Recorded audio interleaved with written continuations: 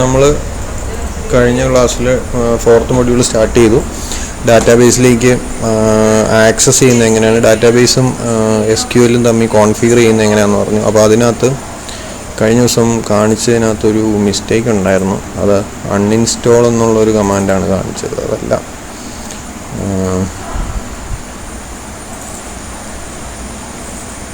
ഇത് ഞാൻ കാണിച്ചായിരുന്നു. ഇത് അൺഇൻസ്റ്റോൾ അല്ല, ഇൻസ്റ്റോൾ ലാം സെർവറാണ് ചെയ്യേണ്ടത്. ഇതൊക്കെ ഓൾറെഡി നിങ്ങൾ ചെയ്തിട്ടുണ്ടാവും.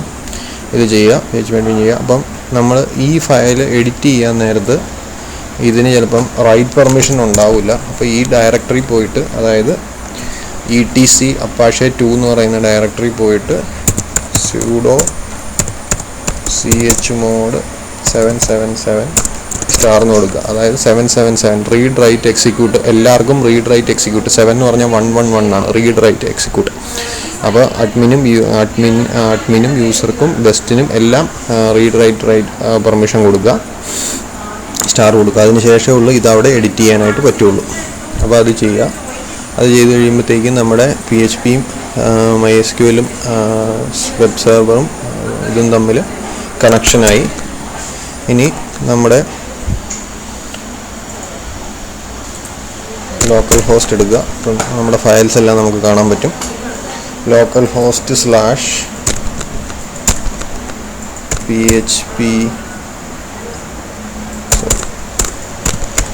PHP myadmin കൊടുക്കുക. ലോക്കൽ ഹോസ്റ്റ് /PHP myadmin കൊടുത്താൽ നമ്മുടെ ഡാറ്റാബേസ് നമുക്ക് കാണാൻ പറ്റും. നമ്മൾ ഇൻസ്റ്റാൾ ചെയ്യുമ്പോൾ അവർ പാസ്വേഡ് സെറ്റ് ചെയ്യാൻ പറയും. അപ്പോൾ കൊടുത്ത പാസ്വേഡ് ഏതാണോ അതിവിടെ കൊടുക്കേണ്ടി വരും. ഞാൻ രണ്ടും റൂട്ടിൽ നിന്നാണ് കൊടുത്തത്. ഇത് കൊടുക്കുക. ഇത് ഇന്നലെ നമ്മൾ ക്രിയേറ്റ് ചെയ്ത ഒരു ഡാറ്റാബേസിനകത്ത് നമ്മൾ ക്രിയേറ്റ് ചെയ്തൊരു DB ആണ്, നമുക്ക് ഉപയോഗിക്കാൻ വേണ്ടിയിട്ട് ക്രിയേറ്റ് ചെയ്തൊരു DB ആണ്. അതിനകത്ത് ഇപ്പോൾ പ്രത്യേകിച്ചൊന്നുമില്ല, ഡാറ്റാബേസ് മാത്രമേ ക്രിയേറ്റ് ചെയ്തിട്ടുള്ളൂ. പിന്നെ നമ്മുടെ കോഡിലേക്ക് പോവാം. ഇത് ഒരു ഞാൻ ആ ഡാറ്റാബേസിനകത്ത് ഒരു ടേബിൾ ക്രിയേറ്റ് ചെയ്യാൻ പോവാണ്. അപ്പോൾ ഇതൊന്നുകൂടെ പറയാം. നമ്മുടെ സെർവർ നെയിം ലോക്കൽ ഹോസ്റ്റ് എന്നാണ്. ലോക്കൽ ഹോസ്റ്റിലാണ് നമ്മുടെ ഡാറ്റാബേസ് ഇരിക്കുന്നത്. അതുകൊണ്ടാണ് സെർവർ നെയിം അങ്ങനെ കൊടുത്തേക്കുന്നത്. യൂസർ നെയിം എന്ന് പറയുന്നത് റൂട്ടാണ്, പാസ്വേഡും റൂട്ടാണ്. അത് രണ്ടും ഇവിടെ വേരിയബിളിൽ കൊടുത്തിട്ട് വേരിയബിളാണ് ഇങ്ങോട്ട് പാസ് ചെയ്യുന്നത്. ഇങ്ങനെ വേണമെന്നില്ല, നമുക്ക് ഡയറക്റ്റ്ലി കോഡ്സിനകത്ത് വാല്യൂ ഇട്ട് കൊടുത്താലും മതി. അപ്പോൾ ഇത് റിട്ടേൺ ചെയ്യുന്നത് കണക്ഷൻ എന്ന് പറയുന്ന ഒരു വേരിയബിളാണ്. ആ കണക്ഷൻ എന്ന് പറയുന്ന വേരിയബിൾ ഫോൾസ് റിട്ടേൺ ചെയ്താൽ അതിൻ്റെ അർത്ഥം കണക്ഷൻ എസ്റ്റാബ്ലിഷ് ചെയ്യാൻ പറ്റിയിട്ടില്ല എന്നാണ്. അപ്പോൾ ഫോൾസ് ആണോ എന്ന് ചെക്ക് ചെയ്യും. ഫോൾസ് ആണെങ്കിൽ ഡൈ എന്ന് പറയുന്ന ഫംഗ്ഷൻ വിളിക്കും. ഡൈ എന്ന് പറയുന്നത് നമ്മൾ സിയിലൊക്കെ എക്സിറ്റ് എന്ന് പറയുന്ന ഫംഗ്ഷൻ പോലെ പ്രോഗ്രാമിന് എക്സിറ്റ് ചെയ്യാൻ വേണ്ടിയിട്ട്, അതായത് ആ ലൈൻ എക്സിക്യൂട്ട് ചെയ്തു പിന്നെ അതിൻ്റെ താഴോട്ടുള്ള ലൈൻ എക്സിക്യൂട്ട് ചെയ്യില്ല. അല്ലാത്ത കേസിൽ അപ്പോൾ ഇവിടുത്തെ പുറത്ത് വന്നിട്ടുണ്ടെങ്കിൽ കണക്റ്റഡ് സക്സസ്ഫുള്ളി. ഇത് ഡൈ എന്നുള്ള കമാൻഡ് എക്സിക്യൂട്ട് ചെയ്താൽ പിന്നെ ഇതും താഴോട്ടുള്ളതൊന്നും എക്സിക്യൂട്ട് ചെയ്യില്ല. അപ്പോൾ അത് ഇവിടെ കൺട്രോൾ വന്നിട്ടുണ്ടെങ്കിൽ ഇത് എക്സിക്യൂട്ട് ചെയ്താൽ അതിൻ്റെ അർത്ഥം കണക്ഷൻ സക്സസ്ഫുൾ ആയി എന്നാണ്. അപ്പോൾ കണക്റ്റഡ് സക്സസ്ഫുള്ളി. ഇനി നമ്മൾ ഇന്നലത്തെ പ്രോഗ്രാമിൽ ഒരു ക്രിയേറ്റ് ഡാറ്റാബേസ് എന്ന് പറയുന്ന ഒരു ക്രിയേറ്റ് MyDB എന്ന് പറയുന്ന MyDB1 ആണെന്ന് തോന്നുന്നു നമ്മൾ ക്രിയേറ്റ് ചെയ്തത്. MyDB1 ആണ്. അപ്പോൾ MyDB1 യൂസ് ചെയ്യാൻ വേണ്ടിയിട്ട് MyDB1 എന്നുള്ള യൂസ് ഡാറ്റാബേസ് എന്നുള്ള ഇത് കൊടുത്തു. അപ്പോൾ യൂസ് ഡാറ്റാബേസ് എന്നുള്ളത് ഒരു SQL കമാൻഡാണ്. ആ SQL കമാൻഡ് എക്സിക്യൂട്ട് ചെയ്യണമെങ്കിൽ അതിന് വേണ്ടിയിട്ടുള്ള സിൻടാക്സ് എന്ന് പറയുന്നത് കണക്ഷൻ പോയിൻറ്റിങ് ടു ക്വറി. എന്നിട്ട് ഏത് ക്വറിയാണോ എക്സിക്യൂട്ട് ചെയ്യേണ്ടത് അത് പാസ് ചെയ്യുക. ഈ കേസിൽ എക്സിക്യൂട്ട് ചെയ്യേണ്ട ക്വറി ഞാനൊരു സ്ട്രിങ്ങിൻ്റെ വേരിയബിളിലാണ് സ്റ്റോർ ചെയ്ത് വെച്ചേക്കുന്നത്. അതുകൊണ്ട് ആ സ്ട്രിങ്ങിൻ്റെ പേരാണ് അവിടെ കൊടുക്കുന്നത്. ഇനി ഇത് എക്സിക്യൂട്ട് ചെയ്യുമ്പോഴത്തേക്കും ഇത് വേണമെങ്കിൽ കൺഫ്യൂഷൻ ഒഴിവാക്കാനായിട്ട് നമുക്ക് 2 ലൈനിലിടാം. ഇഫിനകത്തിട്ടാൽ നമുക്ക് കൺഫ്യൂഷൻ വരുമെങ്കിൽ അപ്പോൾ ഒരു വേരിയബിൾ കൊടുക്കാം. വേരിയബിളിൻ്റെ പേര് $query result is equal to എന്ന് പറഞ്ഞിട്ട് ഇത് കൊടുത്തു. സെമിക്കോളൻ ഇടുക. എന്നിട്ട് ഇഫ് query result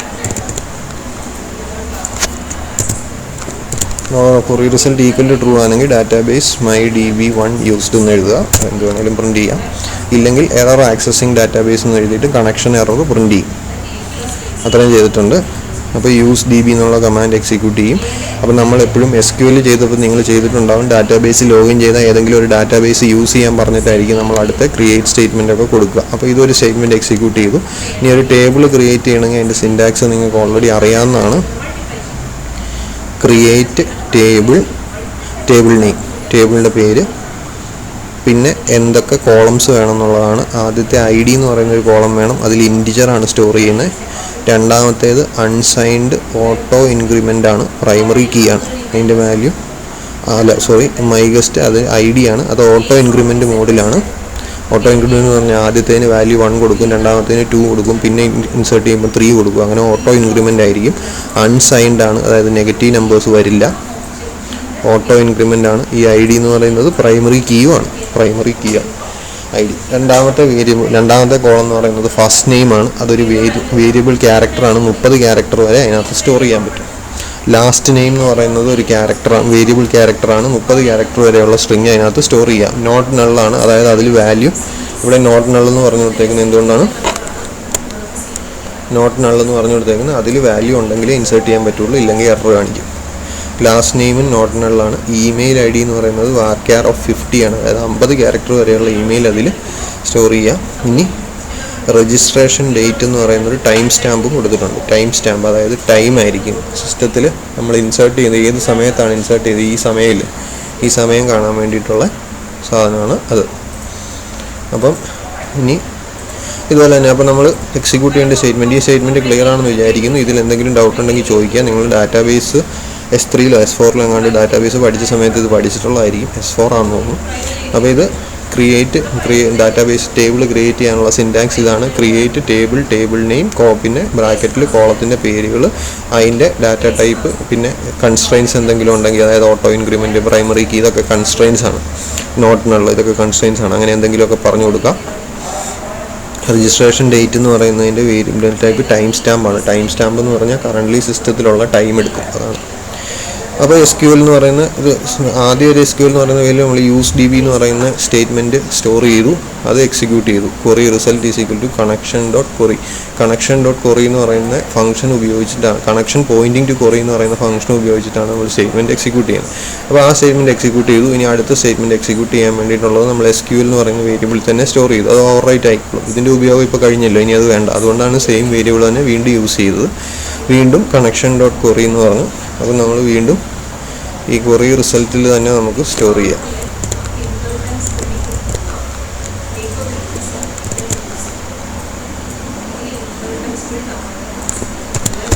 ഇപ്പോൾ ഇവിടെ വന്നപ്പോഴത്തേക്കും വീണ്ടും query റിസൾട്ടിലേക്ക് അത് വീണ്ടും query എക്സിക്യൂട്ട് ചെയ്തു. അതായത് ക്രിയേറ്റ് സ്റ്റേറ്റ്മെൻറ്റ് എന്നുള്ളത് എക്സിക്യൂട്ട് ചെയ്തു. ഇനി ടേബിൾ മൈഗസ്റ്റ് ക്രിയേറ്റഡ് സക്സസ്ഫുള്ളി, ഇത് റിസൾട്ട്, അതായത് ഈ query എക്സിക്യൂട്ട് ചെയ്തു, അതായത് ക്രിയേറ്റ് ടേബിൾ എന്നുള്ള query എക്സിക്യൂട്ട് ചെയ്തു. റിസൾട്ട് എന്താണ് വന്നത്? റിസൾട്ട് ട്രൂ ആണെങ്കിൽ, അതിൻ്റെ റിസൾട്ട് ഈക്വൽ ടു ട്രൂ ആണെങ്കിൽ മൈഗസ്റ്റ് ക്രിയേറ്റഡ് സക്സസ്ഫുള്ളി എന്ന് വരും. ഇല്ലെങ്കിൽ error creating table if else, ഇവിടെ എഴുതിയേക്കുന്നത് തന്നെ ഇഫ് എൽസ് ആണ് ചെയ്യുന്നത്. എപ്പോഴും ഓർക്കുക, സിൻറ്റാക്സ് ഫുള്ള് ഡബിൾ കോട്ട്സിൽ വേണം കൊടുക്കാൻ. ഇടയ്ക്ക് എന്തെങ്കിലും വാല്യൂ കോട്ട്സിൽ കൊടുക്കേണ്ട ആവശ്യം വന്നാൽ അത് നമ്മൾ സിംഗിൾ കോട്ട്സിൽ കൊടുക്കും. അത് വാല്യൂ ഇൻസേർട്ട് ചെയ്യുന്ന സമയത്ത് കാണാൻ പറ്റും. അപ്പോൾ PHP കോഡാണ് ഇത്. HTML-നകത്ത് ഇടണമെങ്കിൽ ഇടാം. ഇതിപ്പം HTML ആവശ്യമില്ലാത്തതുകൊണ്ട് അങ്ങനെ ഇട്ടിട്ടില്ല എന്ന് മാത്രമേ ഉള്ളൂ. അപ്പോൾ ഇത് നമുക്കൊന്ന് എക്സിക്യൂട്ട് ചെയ്ത് നോക്കാം. 4_3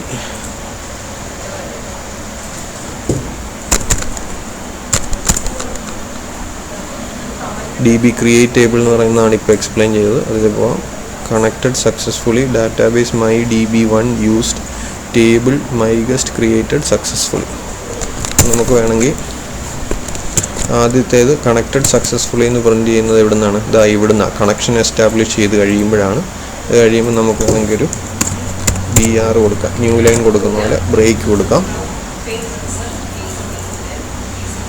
ഇനി വീണ്ടും എന്താ കൊടുക്കുന്നത്? ഇവിടെ വന്നിട്ട് ഡാറ്റാബേസ് MyDB യൂസ്ഡ് എന്നുള്ളത് BR, വീണ്ടും ഒരു ബ്രേക്ക് കൊടുക്കുകയാണ് അടുത്ത ലൈനിൽ പ്രിൻറ്റ് ചെയ്യാൻ വേണ്ടിയിട്ട്. അത് കഴിഞ്ഞിട്ട് ഈ ലൈനാണ് രണ്ടാമത് പ്രിൻറ്റ് ചെയ്തത്, ഡാറ്റാബേസ് MyDB1 യൂസ്ഡ്. അടുത്തത് ടേബിൾ മൈഗസ്റ്റ് ക്രിയേറ്റഡ് സക്സസ്ഫുള്ളി, ഇതാണ് പ്രിൻറ്റ് ചെയ്യുന്നത്. ഇവിടെയും ഒരു BR കൊടുക്കും. ഇത് ഇനി ചെയ്യുമ്പോൾ ഇതിനകത്തൊരു എറർ വരും. എന്താണെന്ന് ആർക്കെങ്കിലും ഊഹിക്കാൻ പറ്റുമെങ്കിൽ ഊഹിച്ച് നോക്കിക്കോളുക എന്തായിരിക്കും എറർ വരിക എന്നുള്ളത്. സേവ് ചെയ്തു, വീണ്ടും ലോഡ് ചെയ്യാം. കണക്റ്റഡ് സക്സസ്ഫുള്ളി, ഡാറ്റാബേസുമായിട്ട് കണക്ട് ചെയ്തു, MyDB യൂസ് ചെയ്യാനുള്ള കമാൻഡ് എക്സിക്യൂട്ട് ചെയ്തു.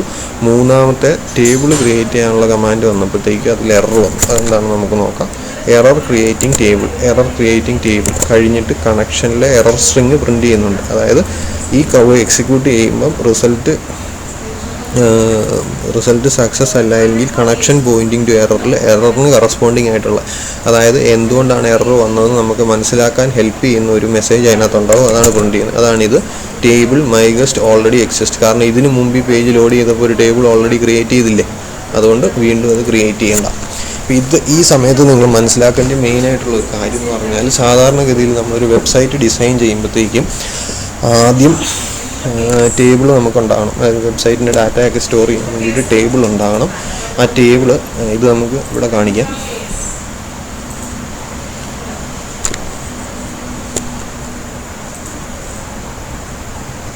മൈ ഗസ്റ്റ് എന്ന് പറയുന്ന ടേബിൾ അവിടെ കിടപ്പുണ്ട്. മൈ ഗസ്റ്റ് എന്ന് പറയുന്ന ടേബിളാണിത്. ടേബിളിനകത്ത് വാല്യൂ ഒന്നുമില്ല, അതുകൊണ്ടാണ് അതവിടെ കാണാൻ പറ്റാത്തത്, അല്ലെങ്കിൽ അവിടെ കാണാൻ പറ്റും. അപ്പോൾ നമ്മൾ MyDB1 എന്ന് പറയുന്ന ഒരു ഡാറ്റാബേസ് ആദ്യം ക്രിയേറ്റ് ചെയ്തു. അതിനുശേഷം നമ്മൾ എന്ത് ചെയ്തു, ഒരു യൂസ് MyDB കൊടുത്തു. അത് കഴിഞ്ഞ് ഈ ടേബിൾ ക്രിയേറ്റ് ചെയ്യാനായിട്ടുള്ള ഇത് കൊടുത്തു. ഇതിൻ്റെ സ്ട്രക്ചർ ഇവിടെ ക്ലിക്ക് ചെയ്താൽ നമുക്ക് കാണാൻ പറ്റും. ID ഉണ്ട്, ഇൻറ്റിജറാണ്, അൺസൈൻഡ് ആണ്, ഓട്ടോ ഇൻക്രിമെൻ്റ് ആണ്, ഫസ്റ്റ് നെയിം എന്ന് പറയുന്നത് വേരിയബിൾ ക്യാരക്ടറാണ്, നള്ള് നോട്ട് നള്ളാണ് ഇതൊക്കെ. ലാസ്റ്റ് നെയിം എന്ന് പറയുന്നത് നോട്ട് നള്ളാണ്, വേരിയബിൾ ക്യാരക്ടർ 50 ആണ്, ഇമെയിൽ varchar 50 ആണ്. ഇത് നള്ള് വേണമെങ്കിൽ ആവാം. കാരണം എന്തുകൊണ്ടാണ്, ഇമെയിൽ varchar നമ്മൾ നോട്ട് നള്ള് കൊടുത്തിട്ടില്ല. ഇമെയിൽ ഇല്ലാത്ത ഒരാൾക്കും ആണെങ്കിൽ എൻ്റർ ചെയ്യാൻ ഡാറ്റ. രജിസ്ട്രേഷൻ ഡേറ്റ് ടൈം സ്റ്റാമ്പാണ്, on update current time stamp ഇടും. കറണ്ട് ടൈം സ്റ്റാമ്പ് അതിനകത്ത് ഇടും. ഇപ്പോൾ അത്രയാണ് ഇതിനകത്ത് ചെയ്തിട്ടുള്ളത്. അപ്പോൾ പറഞ്ഞു വന്നത്, നമ്മളൊരു ഡാറ്റാബേസ് ക്രിയേറ്റ് ചെയ്യാൻ വേണ്ടിയിട്ടുള്ള ഒരു ടേബിൾ ക്രിയേറ്റ് ചെയ്യാനായിട്ടുള്ളൊരു സ്റ്റേറ്റ്മെൻറ്റ് സാധാരണ നമ്മൾ ഒരിക്കലും PHPയിൽ ഇടത്തില്ല. കാരണം വെബ്സൈറ്റ് ക്രിയേറ്റ് ചെയ്യുമ്പോൾ ഒരു തവണ മാത്രമേ നമ്മൾ ടേബിൾ ക്രിയേറ്റ് ചെയ്യുള്ളൂ. പിന്നെ എപ്പോഴും ടേബിളിലേക്ക് ഇൻസേർട്ട് ചെയ്യുകയോ ഡിലീറ്റ് ചെയ്യുകയോ ഒക്കെ ആയിരിക്കും ചെയ്യുന്നത്. അപ്പോൾ നമ്മൾ എന്ത് ചെയ്യുമെന്ന് ചോദിച്ചാൽ, ഇവിടെ വന്നിട്ട് ഇവിടെ നിന്ന് നമുക്ക് ന്യൂ എന്നുള്ളത് ക്ലിക്ക് ചെയ്ത് കഴിഞ്ഞാൽ നമുക്ക് ഇവിടെ ടേബിൾ നമ്മുടെ സ്വന്തം ഇഷ്ടപ്രകാരം ക്രിയേറ്റ് ചെയ്യാം. അല്ലെങ്കിൽ ഇവിടെ SQL സ്റ്റേറ്റ്മെൻറ്റ് എക്സിക്യൂട്ട് ചെയ്തിട്ട് ക്രിയേറ്റ് ടേബിൾ എന്നുള്ള കമാൻഡ് ഇവിടെ കൊടുത്തിട്ട് അത് ഗോ അടിച്ച് കഴിഞ്ഞാൽ ഇവിടെ ക്രിയേറ്റ് ചെയ്യും. എന്തുകൊണ്ടാണെന്ന് ചോദിച്ചാൽ, പേജ് പലതവണ ലോഡ് ചെയ്യും. വെബ് പേജിൽ ഇട്ട് ടേബിൾ ക്രിയേറ്റ് ചെയ്ത പേജ് പലതവണ ലോഡ് ചെയ്യും. അപ്പോൾ എല്ലാം എറർ അടിക്കും, ടേബിൾ ഓൾറെഡി ഉണ്ടെന്ന് പറഞ്ഞടിക്കും. അപ്പോൾ എന്തെങ്കിലും കാരണവശാൽ ഒരു പർട്ടിക്കുലർ സിനാരിയോ വരുമ്പോൾ ടേബിൾ ഡിലീറ്റ് ചെയ്ത് ക്രിയേറ്റ് ചെയ്യണമെന്നുണ്ടെങ്കിൽ ആ സാഹചര്യത്തിൽ മാത്രമേ ഉള്ളൂ നമ്മൾ ക്രിയേറ്റ് പോലെയുള്ള സാധനങ്ങൾ ഇതിനകത്ത് ഇടാറുള്ളൂ. ഇനി ഇതുപോലെ തന്നെ ഇൻസേർട്ട് ചെയ്യാൻ വേണ്ടിയിട്ടുള്ള പറഞ്ഞുകൊണ്ട്, ഇൻസേർട്ട് ചെയ്യാനായിട്ട് ഇതുപോലെ തന്നെ സെർവറുമായിട്ട് എസ്റ്റാബ്ലിഷ് ചെയ്തു, കണക്ഷൻ എസ്റ്റാബ്ലിഷ് ചെയ്തു, MyDB കൊടുത്തു. ഇതിന് മൂന്നാമത്തെ ഒരു പാരാമീറ്ററായിട്ട് നമുക്ക് ഈ MyDB എന്നുള്ള MyDB1 എന്നുള്ള വാല്യൂ അങ്ങ് കൊടുത്താൽ ഡയറക്റ്റ്ലി എസ്റ്റാബ്ലിഷ് ചെയ്യും. പിന്നെ പറഞ്ഞു MySQL i_connectൻ്റെ സിൻറ്റാക്സ് പഠിച്ചപ്പോൾ നമ്മൾ പറഞ്ഞായിരുന്നു, മൂന്നാമത്തേത് എന്താണ് കാണിച്ചു തരാം. മൂന്നാമത്തെ ആർഗ്യുമെൻറ്റ് DB നെയിമാണ്. അപ്പോൾ യൂസ് DB എന്ന് പറയുന്ന കമാൻഡ് കൊടുക്കുന്നതിന് പകരം ഡയറക്റ്റ്ലി കണക്ഷൻ MySQL_connectനകത്ത് ഡയറക്റ്റ്ലി നാലാമത്തെ ആർഗ്യുമെൻ്റായിട്ട് MyDB1 എന്നുള്ള വാല്യൂ ഇട്ടാലും മതി. രണ്ടും ഒന്ന് തന്നെയാണ്. ഇത് ചെയ്തു.